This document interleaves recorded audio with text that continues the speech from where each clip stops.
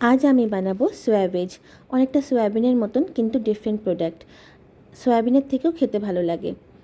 এটা 10 টাকা প্যাকেট নেয়, আমি এখানে 2টো প্যাকেট ইউজ করেছি। চলুন আপনাদেরকে রেসিপিটা দেখাই। সোয়া ভেজগুলো আমি লবণ দিয়ে প্রথমে সেদ্ধ করে নিয়েছি। অনেকটা চিকেনের মতন দেখতে লাগে, স্কোয়ার শেপের। তারপরে আমি কড়াইতে সাদা তেল গরম করে একটা আলু ছোট ছোট করে কেটে লবণ আর হলুদ দিয়ে অল্প ফ্রাই করে উঠিয়ে রাখবো।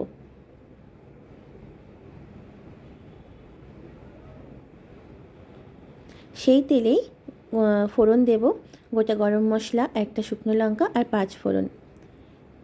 দিয়ে দিলাম একটা কেটে রাখা পেঁয়াজ। অল্প লবণ অ্যাড করব আমি।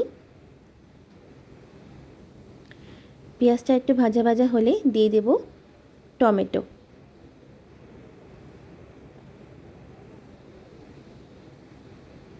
অ্যাড করলাম হলুদ। এবার অ্যাড করব বাটা মশলা, শুকনো লঙ্কা, আদা, রসুন, জিরে আর ধনে। 1 চামচ আর হাফ চামচের মতন আমি দিয়েছি।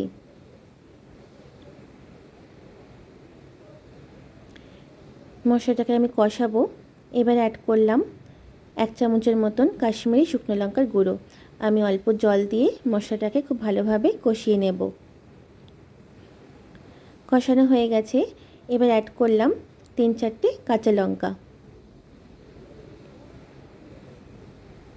এবার এই যে সোয়া ভেজগুলো আমি জলে সেদ্ধ করে রেখেছিলাম, হাত দিয়ে জলগুলো চেপে বের করে নিয়েছি। আমি অ্যাড করলাম। এবার মশলার সাথে একটু নাড়াচাড়া করব। দিয়ে দিলাম ভেজে রাখা আলু।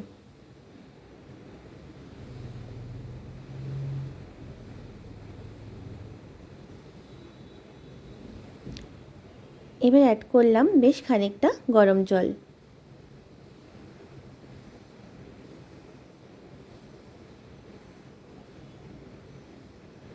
অল্প লবণ দিয়ে আমি ঢেকে রাখবো 10 থেকে 12 মিনিটের মতন।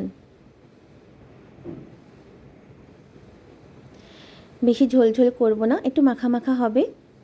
নামানোর আগে অল্প গরম মশলার গুঁড়ো আর ঘি দিয়ে নামিয়ে নেব। খেতে অনেক ভালো লাগে, সোয়াবিনের থেকেও খুব ভালো লাগে। গরম গরম রুটির সাথে আপনারা খাবেন। আর পারলে এই সোয়া ভেজগুলো একবার ট্রাই করবেন অবশ্যই বাড়িতে। ভালো লাগলে আমার চ্যানেলটিকে সাবস্ক্রাইব করে দেবেন। ভালো থাকবেন, টাটা।